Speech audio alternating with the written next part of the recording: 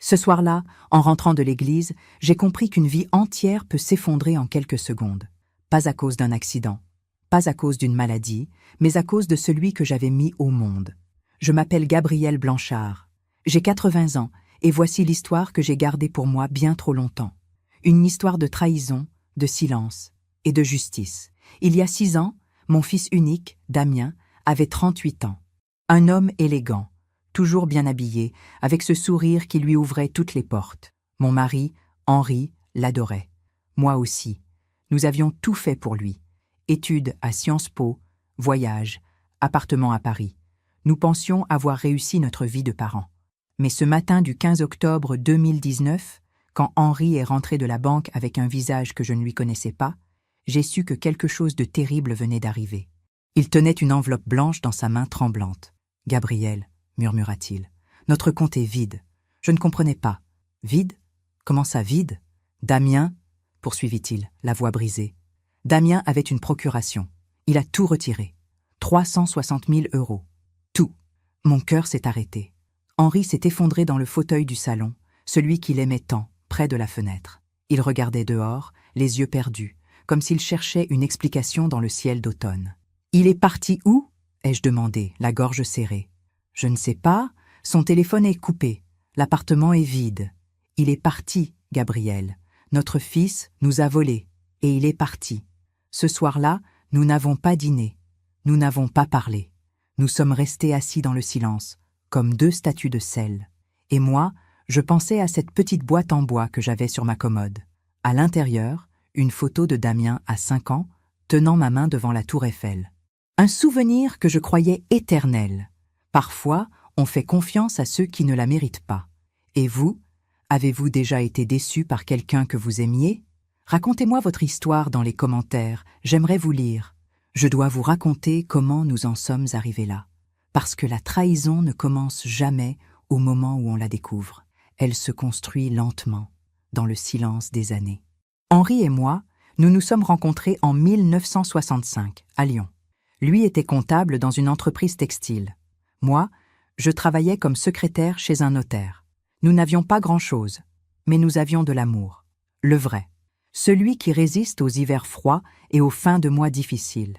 Nous nous sommes mariés en juin 1967 dans la petite église Sainte-Marie, sous les tilleuls en fleurs. Ma robe était simple, blanche, cousue par ma mère. Henri portait son unique costume, bien repassé. Nous avions 22 ans tous les deux, et la vie devant nous semblait infinie. Damien est né 3 ans plus tard, un matin de printemps.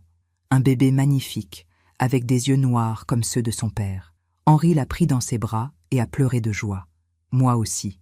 Nous avons tout donné à cet enfant. Tout. Nous vivions dans un 3 pièces modeste, rue de la République. Henri travaillait 6 jours par semaine.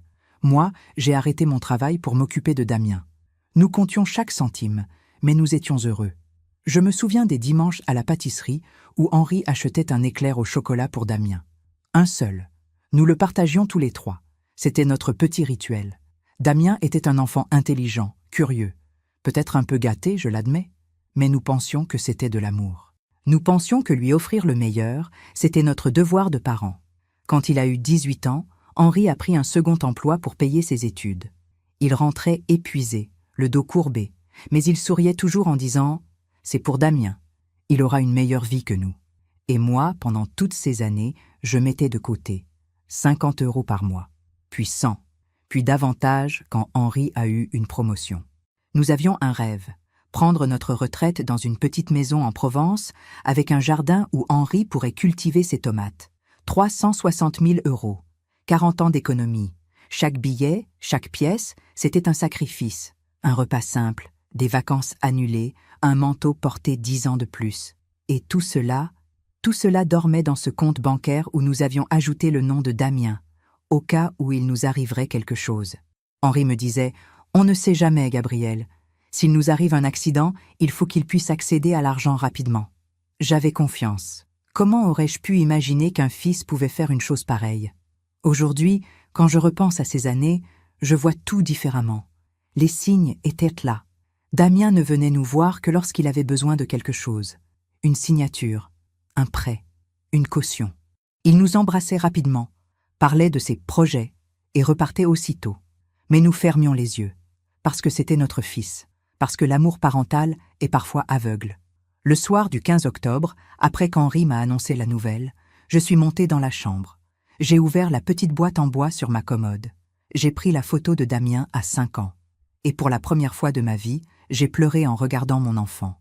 Pas de joie, de honte. Les 3 jours qui ont suivi ont été les plus longs de ma vie. Henri ne mangeait plus. Il restait assis dans son fauteuil, près de la fenêtre, à regarder la rue sans rien dire.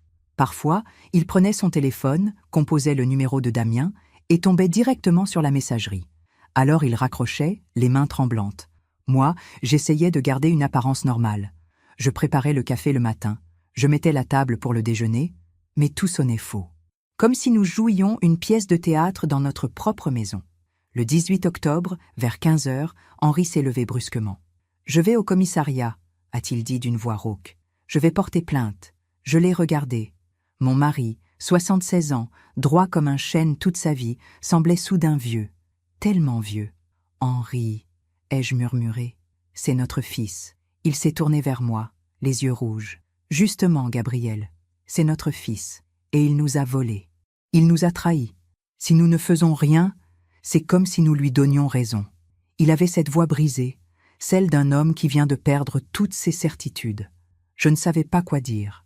Une part de moi voulait qu'il porte plainte, mais une autre part, celle de la mère, refusait d'accepter que mon enfant puisse finir en prison. Pendant que je raconte tout cela, je me demande d'où vous m'écoutez. Écrivez le nom de votre ville en commentaire. Henri est parti au commissariat. Il est revenu 2 heures plus tard, encore plus pâle. « Ils ont pris ma déposition », a-t-il dit en s'asseyant lourdement. Mais l'officier m'a expliqué que ce sera compliqué. Damien avait une procuration légale. Techniquement, il avait le droit d'accéder à l'argent. Mais il nous l'a volé, ai-je crié, pour la première fois depuis des jours. Henri a hoché la tête, les larmes aux yeux. Je sais, mais la loi ne voit pas les choses comme nous. Ce soir-là, il ne s'est pas couché. Il est resté dans le salon, dans son fauteuil. Je l'entendais respirer fort, comme s'il manquait d'air. À 3 heures du matin, je suis descendue. Il avait les yeux ouverts, fixant le plafond. « Tu ne dors pas ?» ai-je demandé doucement. « Non, je n'arrive pas. Je n'arrête pas de me demander où j'ai échoué. » Sa voix était brisée. Et dans cette phrase, j'ai entendu toute la douleur d'un père qui venait de comprendre que son fils ne l'avait jamais vraiment aimé. « Henri, ce n'est pas ta faute. »« Si, Gabriel, c'est ma faute. Je lui ai tout donné. Tout. Et je n'ai rien vu venir. Je me suis assise à côté de lui. J'ai pris sa main. Elle était froide. « Nous allons traverser ça ensemble, » ai-je murmuré. Mais au fond de moi, je savais que quelque chose s'était cassé en lui. Quelque chose qu'on ne répare pas. Le lendemain matin, 19 octobre, Henri s'est réveillé avec des douleurs dans la poitrine. Je lui ai préparé une tisane, mais il ne l'a pas touchée. « Ça va passer », disait-il. « C'est juste le stress. » Mais ça n'est pas passé. À midi, il s'est effondré. Je me souviens du bruit. Un bruit sourd. Henri, mon Henri, allongé sur le carrelage de la cuisine, les yeux grands ouverts, la main sur le cœur. J'ai hurlé. J'ai appelé les secours. J'ai essayé de le relever, mais il était trop lourd. « Henri! Henri! Reste avec moi! Les pompiers sont arrivés en 10 minutes. Ils l'ont emmené. » Moi, je suis montée dans l'ambulance, tenant sa main, priant Dieu de ne pas me le prendre. Mais Dieu n'écoutait pas ce jour-là. Henri a fait un infarctus massif. Les médecins ont fait tout ce qu'ils pouvaient, mais son cœur était trop faible, trop brisé. Il est mort à 19h23, le 19 octobre 2019, 3 jours après que notre fils nous ait volés. 3 jours. Et moi, assise sur une chaise en plastique dans le couloir de l'hôpital, j'ai compris une chose terrible. Damien avait tué son père, pas avec un couteau, pas avec un poison, mais avec quelque chose de bien plus cruel. La trahison. Les funérailles d'Henri ont eu lieu un mercredi gris, sous une pluie fine qui n'en finissait pas de tomber. L'église Sainte-Marie était remplie. Nos voisins, les anciens collègues d'Henri, quelques amis de jeunesse, des gens qu'il avait connus, respectés, aimés, des gens qui savaient quel homme bon il avait été. Mais il manquait une personne, Damien. J'avais essayé de le joindre, 20 fois, 30 fois. J'avais laissé des messages, envoyé des SMS. « Ton père est mort, reviens. » S'il te plaît, rien. Le silence absolu. Pendant la cérémonie, je me tenais droite, au premier rang, vêtue de noir. Les gens venaient me serrer la main, me présenter leurs condoléances. Toutes nos sympathies, Madame Blanchard. Henri était un homme remarquable. Nous sommes là pour vous. Je souriais poliment. Je disais merci. Mais à l'intérieur, j'étais morte. Morte de chagrin. Morte de honte. Parce que tous ces gens, je le savais, se posèrent la même question. Où est le fils? Madame Perrin, notre voisine depuis 30 ans, s'est approchée de moi après la messe. Gabrielle, ma chérie. Où est Damien? J'ai baissé les yeux. Il est à l'étranger. Pour son travail. Il n'a pas pu venir. Le mensonge m'a brûlé la gorge. Mais je ne pouvais pas dire la vérité. Pas ici. Pas maintenant. Madame Perrin a hoché la tête, compatissante, mais j'ai vu dans son regard qu'elle ne me croyait pas vraiment. On a enterré Henri au cimetière de Loyasse, sous un grand cèdre. Le prêtre a dit quelques mots. On a jeté de la terre sur le cercueil. Et puis tout le monde est parti. Moi, je suis restée, seule, devant cette tombe fraîche, sous la pluie qui trempait mon manteau. Henri, ai-je murmuré, tu me manques déjà tellement. Qu'est-ce que je vais faire sans toi? Mais Henri ne répondait pas. Henri ne répondrait plus jamais. Je suis rentrée à la maison vers 18 heures. L'appartement était vide, silencieux. Le fauteuil d'Henri, près de la fenêtre, semblait attendre son retour. Je me suis assise sur le canapé. J'ai regardé autour de moi. 47 ans de vie commune, résumés dans quelques meubles et photos jaunies. Et puis, sur la table basse, j'ai vu l'enveloppe que le notaire m'avait remise la veille. L'héritage. J'ai ouvert le document. Henri avait tout laissé à mon nom. L'appartement. Quelques économies qu'il avait sur un livret A personnel. En tout, environ 50 000 €. Pas grand-chose, mais de quoi vivre modestement jusqu'à la fin de mes jours. Damien n'était mentionné nulle part dans le testament. Henri l'avait déshérité. Il avait dû le faire juste après la trahison, avant de mourir. C'était sa dernière volonté, son dernier geste de père blessé. J'ai replié le document, les mains tremblantes. Les semaines qui ont suivi ont été un brouillard. Je vivais comme un fantôme dans ma propre maison. Je me levais, je préparais du café, je regardais par la fenêtre. Parfois, je parlais à Henri, comme s'il était encore là. Tu avais raison, Henri. Notre fils n'est plus celui que nous avons élevé. Les factures s'accumulaient. L'argent commençait à manquer. Avec la mort d'Henri, ma pension de retraite avait diminué. Je devais faire attention à chaque euro. Un soir, en janvier 2020, j'ai ouvert la petite boîte en bois sur ma commode. J'ai sorti la photo de Damien à 5 ans. Je l'ai regardée longuement. Puis, pour la première fois depuis des mois, j'ai ressenti autre chose que de la tristesse. De la colère. Une colère froide, profonde, qui montait du ventre. Mon fils avait tué son père, et il n'était même pas venu à l'enterrement. Où était-il? Que faisait-il de notre argent?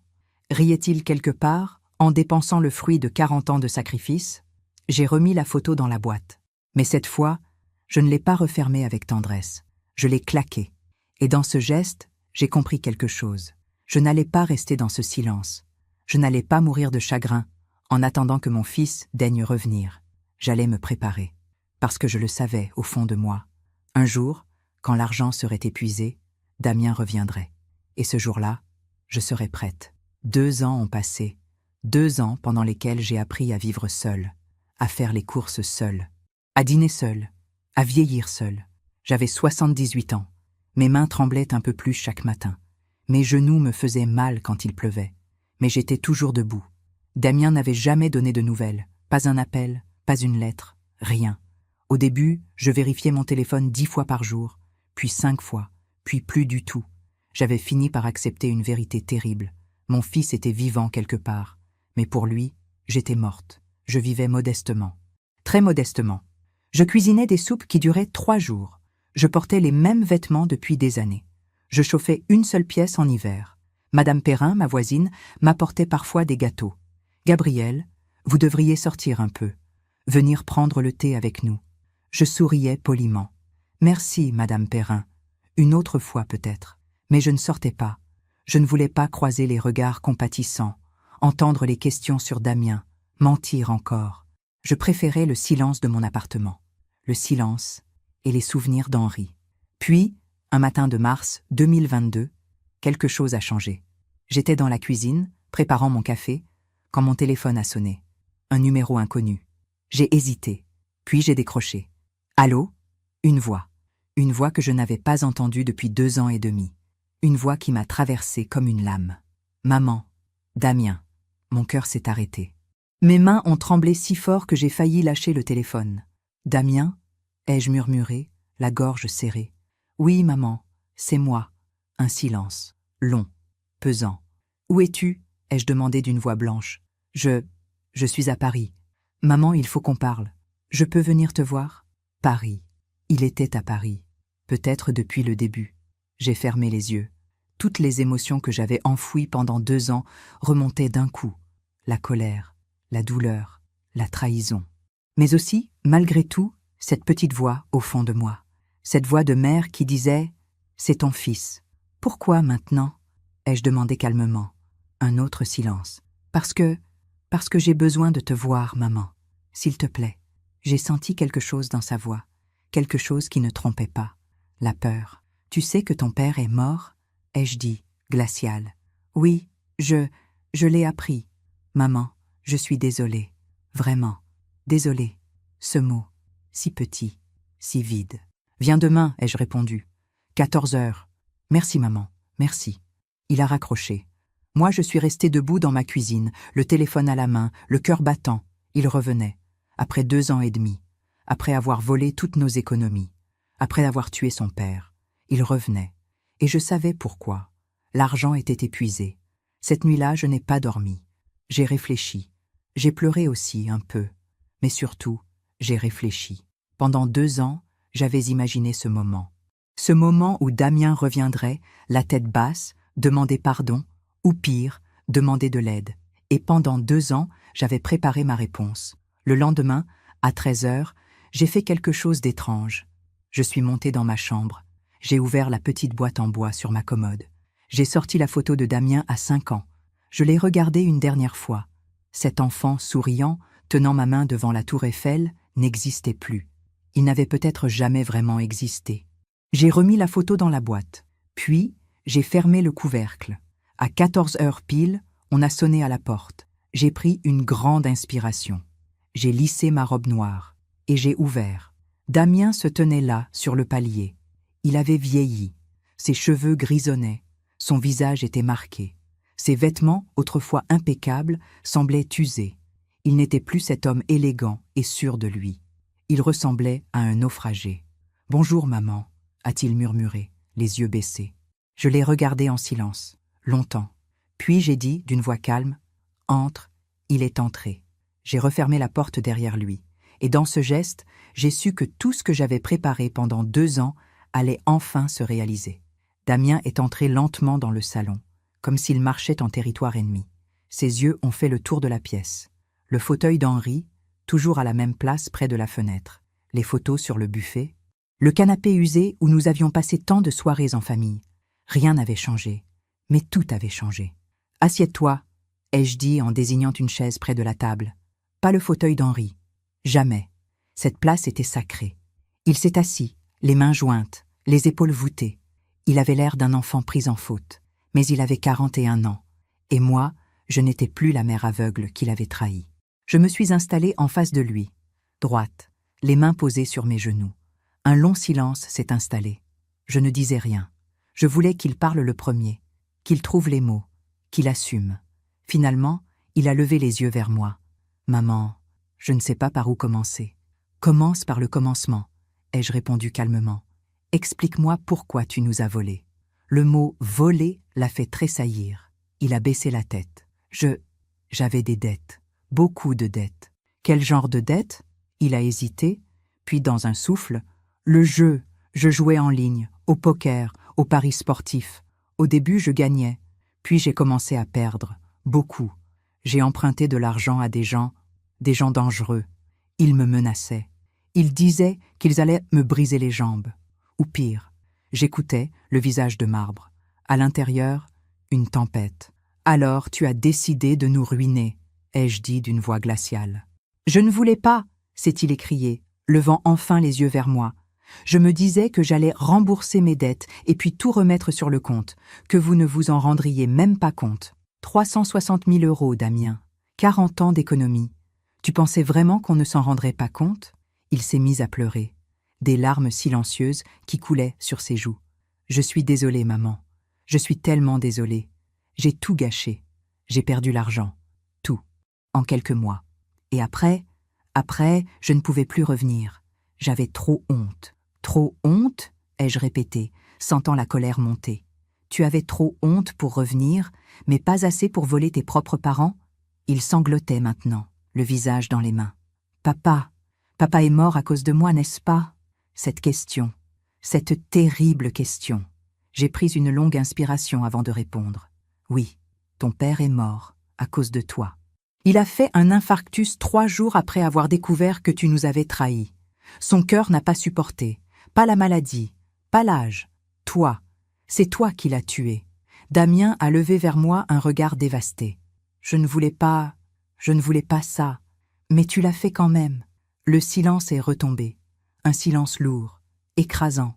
Je me suis levée. Je suis allée jusqu'à la fenêtre, celle où Henri aimait s'asseoir. J'ai regardé dehors, les arbres qui commençaient à reverdir, le printemps qui revenait. La vie continuait, indifférente à notre drame. Pourquoi es-tu revenu aujourd'hui, Damien? Ai-je demandé sans me retourner. Après 2 ans et demi? Pourquoi maintenant? Un long silence. Puis, dans un murmure à peine audible, parce que je n'ai plus rien, plus d'argent, plus d'appartement, plus personne. Je vis dans ma voiture depuis 3 semaines, je ne mange pas tous les jours. Je suis venu te demander de m'aider. Je me suis retourné lentement. Il était là, mon fils unique, effondré sur une chaise, misérable, détruit. Et vous savez ce que j'ai ressenti à ce moment-là? Rien. Pas de pitié, pas de tendresse, pas même de colère. Juste un vide immense. Tu veux que je t'aide? Ai-je demandé d'une voix douce. Il a hoché la tête, plein d'espoir. S'il te plaît, maman. Je sais que je ne mérite rien, mais je suis ton fils. S'il te plaît. Je me suis rassise en face de lui. J'ai croisé les mains sur la table. Tu as raison, ai-je dit calmement. Tu es mon fils. Et c'est pour ça que je vais te dire quelque chose d'important. Quelque chose que ton père aurait dû te dire il y a longtemps. Il me regardait, suspendu à mes lèvres. La vie, Damien, ne pardonne jamais. Les gens, parfois, oui. Mais la vie, jamais. Tu as fait des choix terribles. Et maintenant, tu en payes le prix. Ce n'est pas de la malchance. Ce n'est pas une injustice. C'est la conséquence naturelle de tes actes. Maman, je t'en supplie, laisse-moi finir. Quand tu nous as volés, tu n'as pas pensé à nous. Tu n'as pas pensé à ton père qui se levait chaque matin depuis 50 ans pour travailler. Tu n'as pas pensé à moi qui comptais chaque euro pour notre retraite. Tu n'as pensé qu'à toi, à ton plaisir, à tes dettes, à ta peur. Mes mots tombaient comme des pierres. Il ne disait plus rien. Il écoutait, la tête basse. Pendant 2 ans, j'ai attendu ce moment. Le moment où tu reviendrais. Je savais que tu reviendrais. Parce que les gens comme toi reviennent toujours, quand ils ont besoin, jamais avant. Je me suis levée. Je suis allée jusqu'au buffet. J'ai ouvert un tiroir. J'en ai sorti une enveloppe que j'avais préparée depuis des mois. Je suis revenue m'asseoir. J'ai posé l'enveloppe sur la table, entre nous. « Qu'est-ce que c'est » a demandé Damien, les yeux rouges. « Ouvre » Il a pris l'enveloppe avec des mains tremblantes. Il l'a ouverte. À l'intérieur, une feuille pliée. Il l'a dépliée, et son visage s'est décomposé. C'était une copie du testament d'Henri, le testament où il le déshéritait complètement. « Papa m'a déshérité » a murmuré Damien, la voix brisée. « Oui, 5 jours avant de mourir. Il est allé chez le notaire, malgré les douleurs dans la poitrine, et il a tout changé. Tu n'hérites de rien. Pas l'appartement, pas l'argent, rien. C'était sa dernière volonté, son dernier geste de père. » Damien fixait le papier, les larmes coulant silencieusement. « Et moi » ai-je continué d'une voix calme. « J'ai respecté cette volonté. Cet appartement est à moi. Les quelques économies qu'il restait sont à moi. Et elles le resteront. Maman, s'il te plaît, je suis ton fils. Non, tu étais mon fils. L'enfant que j'ai élevé, l'enfant que j'ai aimé. Celui-là est mort le jour où tu nous as trahis. L'homme qui est assis devant moi, je ne le connais pas. Il s'est effondré, complètement, le front sur la table, sanglotant comme un enfant. Et moi, je suis restée assise, le dos droit, le cœur fermé. Pendant 2 ans, j'avais imaginé ce moment. J'avais pensé que je ressentirais de la satisfaction, de la vengeance, peut-être même de la joie, mais je ne ressentais rien, juste une profonde tristesse. Après quelques minutes, Damien s'est relevé. Il s'est essuyé les yeux. Il m'a regardé une dernière fois. « Je comprends », a-t-il murmuré. « Tu as raison, je ne mérite rien. » Il s'est levé. Il a marché vers la porte, mais avant de sortir, il s'est retourné. « Est-ce que tu m'as aimé un jour? Pour de vrai ?» Cette question m'a transpercé. J'ai pris une longue inspiration, et j'ai dit, d'une voix douce mais ferme, « Oui, je t'ai aimé, plus que tout au monde. Mais l'amour d'une mère n'efface pas les erreurs d'un homme. Et tu es devenu un homme que je ne peux plus aimer. » Il a hoché la tête. Puis il est parti. J'ai entendu ses pas dans l'escalier. Puis plus rien. Je me suis levée. Je suis allée fermer la porte à clé. Puis je me suis assise dans le fauteuil d'Henri, près de la fenêtre. Et pour la première fois depuis 2 ans, j'ai senti quelque chose ressembler à de la paix. Je me demande encore si j'ai fait le bon choix. Et vous? Qu'auriez-vous fait à ma place? Après le départ de Damien, j'ai vécu dans un état étrange. Ni heureuse, ni malheureuse. Juste, là. Les jours passaient. Je continuais ma routine. Le café le matin, les courses le mardi, la messe le dimanche. Madame Perrin qui frappait à ma porte pour prendre des nouvelles. « Vous avez bonne mine aujourd'hui, Gabriel ?»« Merci, Madame Perrin. » Mais à l'intérieur, quelque chose avait changé. Quelque chose s'était libéré. Je ne pensais plus à Damien tous les jours, parfois seulement. Et quand j'y pensais, ce n'était plus avec cette douleur aiguë qui me coupait le souffle. C'était une tristesse douce, lointaine, comme un deuil enfin accepté. 6 mois ont passé. Puis, un matin de septembre 2022, on a sonné à ma porte. J'ai ouvert. C'était Madame Perrin, le visage grave. « Gabriel, il faut que je vous parle. »« Entrez », ai-je dit, inquiète. Elle est entrée. Elle s'est assise sur le canapé, les mains jointes. « J'ai vu quelqu'un hier soir. Quelqu'un que vous connaissez. » Mon cœur s'est serré. « Qui ? » ?»« Votre fils, Damien. » Le monde s'est arrêté. « Où ?» ai-je demandé, la voix blanche. « Près de la gare de Perrache. Il... » Gabriel, il mendiait, assis par terre, avec un gobelet devant lui. Je ne l'ai reconnu qu'en passant près de lui. Il avait une barbe, des vêtements sales. Il ne m'a pas vu, ou il a fait semblant. J'ai fermé les yeux. Mon fils unique, mendiant dans la rue. Vous êtes sûre que c'était lui? Certaine. Je ne pourrai jamais oublier son visage, Gabriel. C'est bien lui. Elle est restée encore quelques minutes, essayant de me réconforter. Mais je ne l'écoutais plus vraiment. Dans ma tête, une seule image. Damien, assis par terre, la main tendue. Après son départ, je suis restée assise, immobile. Qu'est-ce que je ressentais? De la pitié? De la satisfaction? De la culpabilité? Non, rien de tout cela. Je ressentais quelque chose d'étrange, quelque chose que je n'aurais jamais imaginé ressentir. Du calme, parce que je comprenais enfin. La vie faisait son travail, pas moi. Je n'avais pas eu besoin de me venger. Je n'avais pas eu besoin de lui faire du mal. La vie s'en était chargée. Damien avait fait des choix. Et maintenant, il vivait avec les conséquences. Ce soir-là, je suis allée me promener. Quelque chose que je ne faisais presque jamais. Je voulais voir de mes propres yeux. Je suis descendue vers la gare de Perrache. Il était 19 heures. Les lumières de la ville s'allumaient. Les gens rentrèrent du travail, pressés, le visage fatigué. Et là, près de l'entrée de la gare, je l'ai vu. Damien, assis par terre, le dos contre un mur, un vieux blouson troué, des cheveux longs, sales, une barbe grise, un gobelet en plastique devant lui, avec quelques pièces dedans. Il avait 41 ans. Il en paraissait 60. Je me suis arrêtée à quelques mètres de lui, caché derrière un kiosque à journaux. Je ne voulais pas qu'il me voie. Je l'ai observé. Les gens passaient devant lui sans le regarder. Certains jetaient une pièce. La plupart l'ignoraient complètement, comme s'il n'existait pas. Damien ne levait même pas les yeux. Il fixait le sol, le visage vide. Et dans ce regard absent, j'ai vu quelque chose de terrible, la défaite totale. Il ne se battait plus. Il ne cherchait plus à s'en sortir. Il avait abandonné. Je suis restée là 10 minutes, peut-être 15, à le regarder. Mon fils, cet homme que j'avais porté pendant 9 mois, cet enfant que j'avais nourri, bercé, aimé. Et vous savez ce que j'ai ressenti? Rien. Pas de larmes, pas de colère, pas de pitié. Juste le constat froid d'une réalité. Il avait choisi son chemin. Et ce chemin l'avait mené là, dans la rue, seul, détruit. Je suis reparti sans qu'il me voie. En rentrant chez moi, j'ai monté dans ma chambre. J'ai ouvert la petite boîte en bois sur ma commode. La photo de Damien à 5 ans était toujours là. Je l'ai regardée une dernière fois, puis j'ai fait quelque chose que je n'aurais jamais pensé faire. Je l'ai déchiré, lentement, en petits morceaux. Chaque morceau qui tombait dans la corbeille, c'était un morceau de mon passé qui s'effaçait. Un morceau de cette illusion que j'avais entretenue pendant des années. L'illusion que j'avais réussi en tant que mère. L'illusion que mon fils était un homme bien. Quand j'ai eu fini, j'ai refermé la boîte, vide, et je me suis sentie étrangement légère. 2 semaines plus tard, Madame Perrin est revenue me voir. « Gabrielle, j'ai quelque chose à vous dire, quelque chose de difficile. »« Dites, Madame Perrin, c'est au sujet de votre fils. Il a été hospitalisé. Il est à l'hôpital Édouard Herriot. Mon cœur a fait un bond. Qu'est-ce qui s'est passé?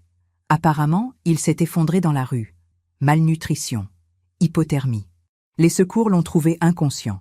Il est dans un état grave. » Elle me regardait, attendant ma réaction. « Est-ce que vous voulez que je vous y emmène ?» a-t-elle demandé doucement. J'ai réfléchi, longtemps. Puis j'ai dit, d'une voix calme, « Non, merci, Madame Perrin. » Mais non, elle a ouvert de grands yeux. « Vous ne voulez pas le voir? » « Non, je ne peux plus rien pour lui. C'est sa vie, ses choix. »« Mais Gabriel, c'est votre fils ?» J'ai souri tristement. J'ai eu un fils autrefois, mais cet homme à l'hôpital, je ne le connais pas. Madame Perrin est repartie, choquée sans doute. Les gens ne comprennent pas toujours. Ils pensent qu'une mère doit tout pardonner, tout accepter, tout supporter. Mais moi, j'avais appris quelque chose de fondamental. L'amour a des limites. Et ces limites, Damien les avait franchies le jour où il avait volé son père, le jour où il l'avait tué. 3 jours plus tard, j'ai reçu un appel de l'hôpital. « Madame Blanchard, je suis l'assistante sociale de l'hôpital Édouard Herriot. Votre fils, Damien Blanchard, a été admis chez nous. Il est stabilisé, mais il a besoin de soins. Et surtout, il a besoin d'un lieu où aller après sa sortie. Pouvez-vous… » « Non, ai-je coupé calmement. Je ne peux pas l'accueillir. » Un silence au bout du fil. « Madame Blanchard, je comprends que la situation soit difficile, mais… » « Vous ne comprenez rien, ai-je dit doucement. Mon fils m'a volé. Il a tué son père. Et pendant 2 ans, il ne nous a donné aucune nouvelle. Aujourd'hui, il récolte ce qu'il a semé.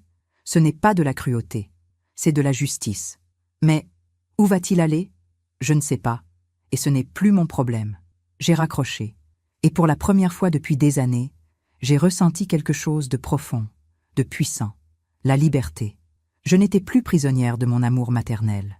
Je n'étais plus esclave de cette culpabilité que les mères portent toujours, quoi que fassent leurs enfants. J'étais libre. Damien avait détruit sa vie. Pas moi, lui. Et maintenant, il devait en assumer les conséquences. Sans moi. Les mois qui ont suivi ont été étrangement paisibles. Je vivais ma vie de vieille femme, simplement, sans drame, sans attente. L'automne est arrivé, puis l'hiver. Mon 80e anniversaire est passé sans fanfare. Juste un petit gâteau que Madame Perrin m'avait apporté. 80 ans, Gabrielle. Vous êtes une force de la nature. Merci, Madame Perrin. Mais je ne me sentais pas forte. Je me sentais juste, vivante, encore là malgré tout. Je n'avais plus de nouvelles de Damien. L'hôpital ne m'avait pas rappelé. Madame Perrin ne l'avait plus vu près de la gare. Peut-être était-il parti dans une autre ville. Peut-être était-il dans un foyer. Peut-être était-il mort. Je ne savais pas. Et je ne cherchais pas à savoir. Cette indifférence, au début, m'avait fait peur.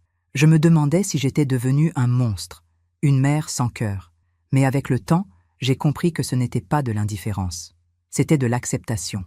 J'avais accepté que mon fils était perdu. Pas mort, mais perdu. Perdu pour lui-même. Perdu pour moi.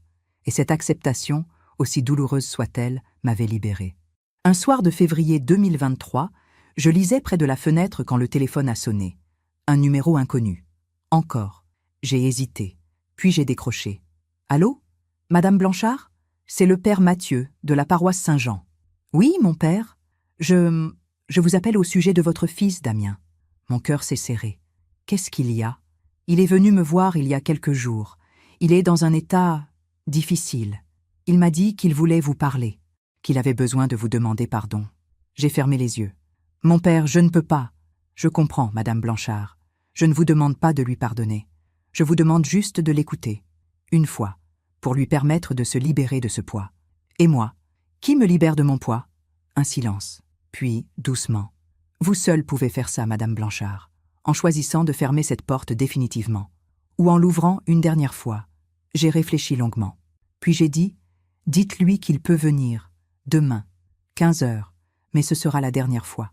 Merci, Madame Blanchard, que Dieu vous bénisse. J'ai raccroché. Cette nuit-là, je n'ai presque pas dormi. Je me demandais ce que Damien allait me dire, s'il allait pleurer, s'il allait supplier, s'il allait mentir encore, mais surtout, je me demandais ce que moi, j'allais ressentir. Le lendemain, à 15 heures pile, on a sonné. J'ai ouvert. Damien était là. Mais ce n'était plus le même homme que j'avais vu 6 mois plus tôt. Il était propre, rasé. Ses cheveux étaient coupés. Il portait des vêtements simples, mais propres. Il avait repris un peu de poids. Et dans ses yeux, il y avait quelque chose de nouveau, de la clarté. « Bonjour, maman », a-t-il dit doucement. « Entre. » Il est entré. Je l'ai fait asseoir à la même place que la dernière fois, la chaise près de la table. Je me suis assise en face de lui. « Le père Mathieu m'a dit que tu voulais me parler. »« Oui, je voulais te remercier d'avoir accepté de me recevoir. Je sais que je n'en ai pas le droit. » J'ai attendu, sans rien dire. Il a pris une grande inspiration. Depuis 6 mois, j'ai touché le fond. Vraiment. J'ai dormi dans la rue. J'ai eu faim, j'ai eu froid. J'ai cru que j'allais mourir. Et tu sais quoi? J'ai souhaité mourir. Sa voix tremblait, mais il tenait bon. Mais un jour, un homme s'est arrêté devant moi. Un prêtre, le père Mathieu. Il m'a demandé mon nom. Je lui ai dit. Il m'a demandé si j'avais de la famille. J'ai dit non. Et puis, je me suis mis à pleurer. Parce que j'ai réalisé que c'était vrai. Je n'avais plus de famille.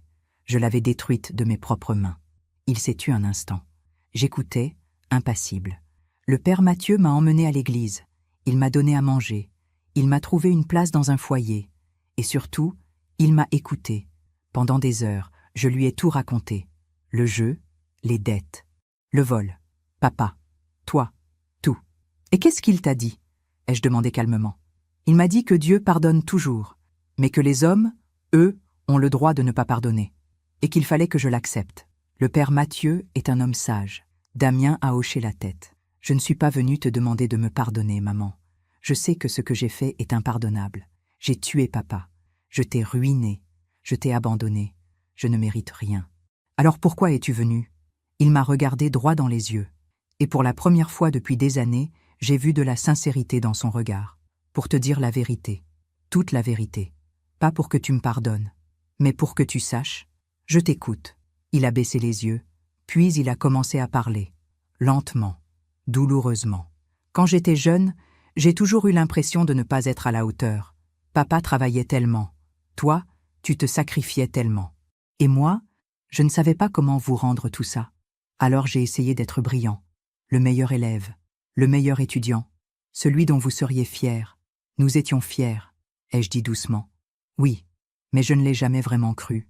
Je pensais que si j'arrêtais d'être parfait, vous ne m'aimeriez plus. Alors j'ai continué, toujours plus haut, toujours plus fort, jusqu'au jour où j'ai craqué. Il s'est tu, j'ai attendu, j'ai commencé à jouer en ligne. Au début, c'était juste pour décompresser, puis c'est devenu une obsession, une addiction. Je ne pouvais plus m'arrêter. Et plus je perdais, plus je jouais, en espérant me refaire. Et nous, on ne voyait rien, ai-je murmuré. Non, parce que je mentais, tout le temps. Je vous mentais, je mentais à mes amis, je me mentais à moi-même. J'étais devenu quelqu'un d'autre, quelqu'un que je ne reconnaissais plus. Il a relevé la tête, ses yeux étaient rouges. Quand j'ai volé l'argent, je me suis dit que c'était juste un emprunt, que j'allais tout rembourser. Mais au fond, je savais que c'était fini, que j'avais tout détruit. Et je suis parti, comme un lâche. Le silence s'est installé, lourd, pesant. Quand j'ai appris que papa était mort, j'ai voulu me tuer. Vraiment. J'ai pensé à sauter du pont Lafayette, mais je n'ai même pas eu le courage de faire ça. J'étais déjà mort à l'intérieur. Il s'est essuyé les yeux. Aujourd'hui, je vais mieux. Le père Mathieu m'a aidé. Le foyer m'a aidé. Je ne joue plus. Je ne bois plus. Je travaille dans une association, je distribue des repas aux sans-abri, ceux qui étaient comme moi. C'est bien, ai-je dit. Oui, mais ça ne répare rien. Ça ne ramènera pas papa, ça ne te rendra pas ton argent, ça ne te rendra pas les années que tu as perdues à cause de moi. J'ai pris une longue inspiration. Non, ça ne répare rien, mais au moins, tu assumes. C'est déjà quelque chose. Il m'a regardé, les yeux pleins d'espoir. Est-ce qu'un jour, tu pourras me pardonner? J'ai réfléchi, longuement. Puis j'ai dit, avec une douceur que je ne me connaissais plus, je ne sais pas, Damien. Peut-être, un jour, mais pas aujourd'hui. Aujourd'hui, je ne peux pas. La blessure est encore trop profonde. Il a hoché la tête, les larmes coulant silencieusement. Je comprends. Merci de m'avoir écouté. C'est déjà plus que je ne méritais. Il s'est levé. Il a marché vers la porte. Mais avant de sortir, il s'est retourné une dernière fois. « Maman, est-ce que je peux te demander une dernière chose? »« Quoi? Est-ce que papa m'aimait? Jusqu'à la fin ?» Cette question, cette terrible et belle question. J'ai senti les larmes monter, mais je les ai retenues. « Oui, » ai-je répondu. « Ton père t'a aimé jusqu'à son dernier souffle. C'est pour ça qu'il est mort, parce qu'il t'aimait trop. » Damien a fermé les yeux. Une larme a coulé. Merci, maman. Pour tout. Pour la vie que tu m'as donnée. Pour les sacrifices. Pour tout. Puis il est parti. Et cette fois, j'ai su qu'il ne reviendrait plus. Pas parce que je l'avais chassé, mais parce qu'il avait enfin compris. Certaines portes, une fois fermées, ne se rouvrent jamais. Je suis restée assise longtemps après son départ, dans le silence de mon appartement. Et lentement, très lentement, j'ai senti quelque chose en moi se détendre. Quelque chose qui était resté noué pendant 3 ans. La colère. Elle partait, doucement, comme une marée qui se retire. Je n'avais plus besoin de la porter. Damien avait payé. Il payait encore.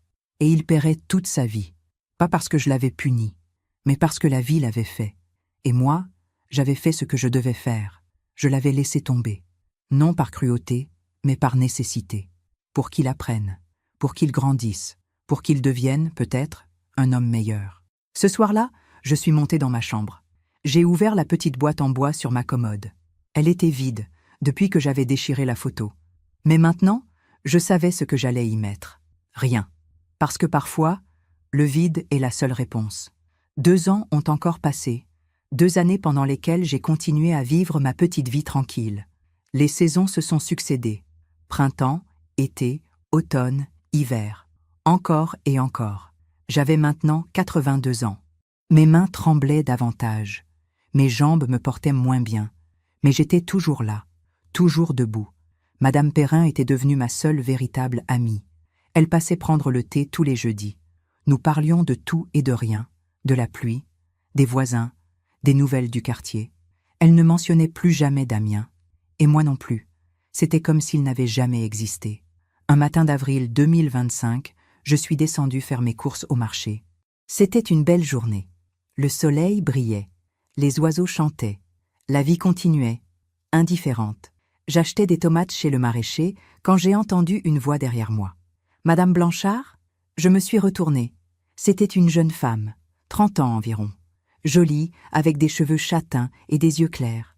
Elle me souriait timidement. « Oui ?» ai-je répondu, surprise. « Je m'appelle Claire, Claire Moreau. Je travaille avec votre fils, à l'association Les Mains Tendues. » Mon cœur a fait un bond, mais je suis restée calme. « Ah ?» ai-je dit simplement. « Damien m'a beaucoup parlé de vous. Enfin, pas beaucoup, mais avec beaucoup de respect. Je voulais juste vous dire, il va bien, il travaille dur, il aide beaucoup de gens. » J'ai hoché la tête. « C'est bien. » La jeune femme a hésité, puis elle a ajouté, « Il ne m'a pas demandé de venir vous voir. Je l'ai fait de moi-même, parce que je pense qu'une mère doit savoir que son fils va bien. » « Merci, mademoiselle. C'est gentil. » Elle a souri, puis elle est partie. Je suis restée là, mon sac de tomates à la main, le cœur battant. Damien allait bien. Il travaillait.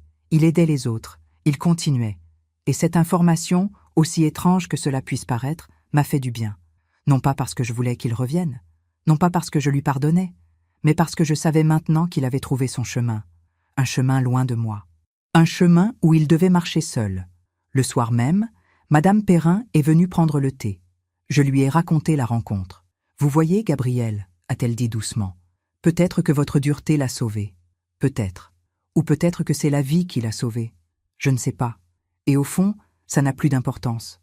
Elle m'a regardé avec tendresse. Vous avez fait ce que vous deviez faire. Et maintenant, vous êtes en paix. Oui, je suis en paix. Et c'était vrai. 3 mois plus tard, en juillet, quelque chose d'inattendu s'est produit. J'ai reçu une lettre. Une vraie lettre, écrite à la main, avec un timbre et une adresse. L'expéditeur, Damian Blanchard. Mon cœur s'est serré. J'ai hésité longuement avant de l'ouvrir. Puis, finalement, je l'ai fait. L'écriture était soignée. Les mots, pesés. Chère maman, je t'écris cette lettre en sachant que tu ne me répondras peut-être jamais. Et c'est normal. Je n'attends rien de toi. Je voulais juste te dire que je vais bien. Je travaille à l'association depuis maintenant 3 ans. Je distribue des repas. J'écoute les gens. J'essaye de les aider comme d'autres m'ont aidé. Je ne joue plus. Je ne bois plus. Je vis simplement. Dans une petite chambre, avec peu de choses. Et c'est suffisant. Je pense à papa tous les jours. À ce que j'ai fait, à ce que j'ai détruit. Cette douleur ne partira jamais. Et c'est juste. Je mérite de la porter toute ma vie. Je pense à toi aussi. À ton courage, à ta force, à cette dignité que tu as gardée même quand je t'ai tout pris. Tu m'as donné la plus grande leçon de ma vie. Tu m'as appris que l'amour a des limites, et que ces limites sont nécessaires. Si tu m'avais pardonné facilement, si tu m'avais accueilli à bras ouverts, je n'aurais jamais changé. J'aurais continué à fuir, à mentir, à détruire, mais tu ne l'as pas fait. Tu as été juste, dur, mais juste. Et grâce à ça, j'ai touché le fond, et j'ai dû remonter seul. Aujourd'hui, je ne suis pas fière de ce que j'ai fait, mais je suis fière de ce que je suis en train de devenir. Un homme responsable, un homme qui assume, un homme qui aide au lieu de prendre. Je ne te demande rien, maman. Ni pardon, ni amour, ni même un regard. Je voulais juste que tu saches que ton fils, celui que tu as mis au monde il y a 43 ans, est enfin en train de devenir un homme. Merci pour tout, pour la vie, pour les leçons, pour la dureté nécessaire. Je t'aime, même si je n'ai plus le droit de te le dire. Damien. J'ai replié la lettre lentement. Mes mains tremblaient. Mes yeux étaient humides. Mais ce n'étaient pas des larmes de tristesse. C'étaient des larmes de soulagement. Parce que j'avais eu raison. Tout ce temps, j'avais eu raison. En le laissant tomber, je ne l'avais pas détruit. Je l'avais sauvé. La vie avait fait son travail. Elle lui avait appris ce que je ne pouvais plus lui enseigner. L'humilité, la responsabilité. Le prix des choix. Je suis restée assise longtemps avec cette lettre sur mes genoux. Puis j'ai fait quelque chose d'étrange. Je suis montée dans ma chambre. J'ai ouvert la petite boîte en bois sur ma commode, celle qui était vide depuis 3 ans, et j'y ai déposé la lettre. Pas comme un trésor, pas comme un souvenir heureux, mais comme une preuve que la justice existe, pas celle des tribunaux, pas celle des hommes, la justice du temps. Cette justice lente, implacable, qui finit toujours par rattraper ceux qui font le mal, qui les force à regarder en face ce qu'ils ont fait, qui les brise, puis les reconstruit, ou les détruit définitivement. Damien avait été brisé, puis reconstruit, et moi, j'avais été le témoin silencieux de cette transformation. Ce soir-là, j'ai dîné tranquillement. Une soupe de légumes, un morceau de pain, un yaourt, puis je me suis assise dans le fauteuil d'Henri, près de la fenêtre. J'ai regardé dehors. Les lumières de la ville, les gens qui rentraient chez eux, la vie qui continuait. Et pour la première fois depuis la mort d'Henri, j'ai senti quelque chose de doux et chaud dans ma poitrine. La paix, la vraie paix, celle qui vient quand on a fait ce qu'il fallait faire. Même si c'était difficile, même si c'était douloureux, j'avais laissé mon fils tomber, et il s'était relevé. Pas pour moi, pour lui. Et c'était exactement ce qui devait arriver. Quelques semaines plus tard, au mois d'août, je suis tombée en faisant mes courses. Rien de grave, juste une chute. Mais à 82 ans, une chute peut tout changer. On m'a emmenée à l'hôpital. J'avais une fracture du col du fémur. Les médecins ont dit qu'il faudrait opérer. Madame Perrin est venue me voir tous les jours. Elle m'apportait des fleurs, des revues, des nouvelles du quartier. « Vous allez vous en sortir, Gabriel. Vous êtes une battante. »« Je sais, Madame Perrin. » Un après-midi, alors que je somnolais dans mon lit d'hôpital, une infirmière est entrée. « Madame Blanchard, vous avez une visite ?»« Qui ?»« Votre fils. » Mon cœur s'est arrêté. « Dites-lui que... » Mais avant que je puisse finir ma phrase, Damien est entré. Il portait un bouquet de fleurs blanches, délices, mes préférées. Il s'est approché doucement, comme s'il marchait sur des œufs. « Bonjour, maman. »« Bonjour, Damien. » Il a posé les fleurs sur la table de chevet. « J'ai appris que tu étais à l'hôpital. Je voulais juste m'assurer que tu allais bien. »« Je vais bien. Ce n'est qu'une fracture. » Il a hoché la tête. Puis il est resté là, debout, les mains dans les poches, ne sachant pas quoi dire. « Assieds-toi, » ai-je dit doucement. Il s'est assis. Nous sommes restés silencieux un moment. Puis j'ai dit « J'ai reçu ta lettre. » Ses yeux se sont illuminés. « Vraiment ? Je ne savais pas si tu l'avais lu. Je l'ai lu, plusieurs fois. Et qu'est-ce que tu en penses ? » J'ai pris une longue inspiration. Je pense que tu as grandi, Damien. Je pense que la vie t'a appris ce que je ne pouvais plus t'enseigner. Et je pense que tu es sur le bon chemin. Il a baissé les yeux, ému. Merci, maman. Ça compte beaucoup pour moi. Mais, ai-je ajouté fermement, ça ne change rien. Tu as fait des choses terribles. Tu as détruit ta famille. Et ces choses-là ne s'effacent pas. Je sais. Et je ne demande pas qu'elles s'effacent. Je veux juste que tu saches que je suis désolée. Vraiment désolée. J'ai hoché la tête. Nous sommes restés encore un peu ensemble, parlant de choses simples, l'association, mon opération, le temps qu'il faisait. Puis il s'est levé pour partir. « Maman, est-ce que je peux revenir te voir, de temps en temps ?» J'ai réfléchi longuement. Puis j'ai dit « Oui, mais pas trop souvent, et sans attente. » Il a souri. Un sourire triste mais sincère. Sans attente. Promis. Il est parti. Et moi, je suis restée dans mon lit, regardant les lits blancs sur la table. La vie m'avait tout pris. Mon argent, mon mari, mon fils. Mais elle m'avait aussi tout rendu. Pas de la même manière, pas comme avant. Mais elle m'avait rendu quelque chose de plus précieux que l'argent ou même que l'amour. Elle m'avait rendu la justice. Cette justice lente et implacable qui finit toujours par rétablir l'équilibre. Damien avait payé. Il payait encore. Et il paierait toute sa vie. Mais maintenant, il payait en faisant le bien. Et moi, j'avais retrouvé la paix. La paix de celle qui a su dire non. De celle qui a su tenir bon. De celle qui a su laisser la vie faire son travail. Et dans ce lit d'hôpital, à 82 ans, avec une jambe cassée et un cœur apaisé, j'ai compris quelque chose de fondamental. La vie finit toujours par rendre ce qu'on lui donne, en bien ou en mal. Et Damien avait donné le mal, puis il avait reçu le mal. Maintenant, il donnait le bien. Et peut-être, un jour, il recevrait le bien. Mais ça, ce n'était plus mon histoire. C'était la sienne. Et moi, j'avais enfin fermé ce chapitre. Je suis sortie de l'hôpital 3 semaines plus tard, avec une canne et des instructions strictes. Pas d'escalier, pas d'effort, du repos. Madame Perrin m'a aidé à m'installer. Elle venait tous les jours, m'apportait mes courses, préparait mes repas. Une vraie bénédiction, cette femme. « Vous savez, Gabriel, » me disait-elle, « vous êtes un exemple pour nous tous. À votre âge, après tout ce que vous avez traversé, vous êtes encore debout. »« Debout avec une canne, » répondais-je en souriant. « Debout quand même. Les mois ont passé. L'automne est arrivé, puis l'hiver. Mon 83e anniversaire. Damien m'a envoyé une carte, simple. « Joyeux anniversaire, maman. Je pense à toi. » Avec une photo de lui, souriant, entouré de bénévoles de l'association. Il avait l'air heureux, vraiment heureux. J'ai mis la carte dans la petite boîte en bois, à côté de la lettre. Ma collection commençait à grandir. Pas une collection de souvenirs heureux, mais une collection de preuves que la rédemption existe, que les gens peuvent changer, que la justice, même lente, finit toujours par arriver. Un soir de décembre, alors que je lisais près de la fenêtre, assise dans le fauteuil d'Henri, j'ai réalisé quelque chose. Je n'avais plus peur. Peur de mourir, peur de finir seule, peur d'avoir échoué. Toutes ces peurs qui m'avaient accompagnée pendant des années, elles n'étaient plus là. À leur place, il y avait une sérénité profonde, une acceptation tranquille de ce que la vie m'avait donné et de ce qu'elle m'avait pris.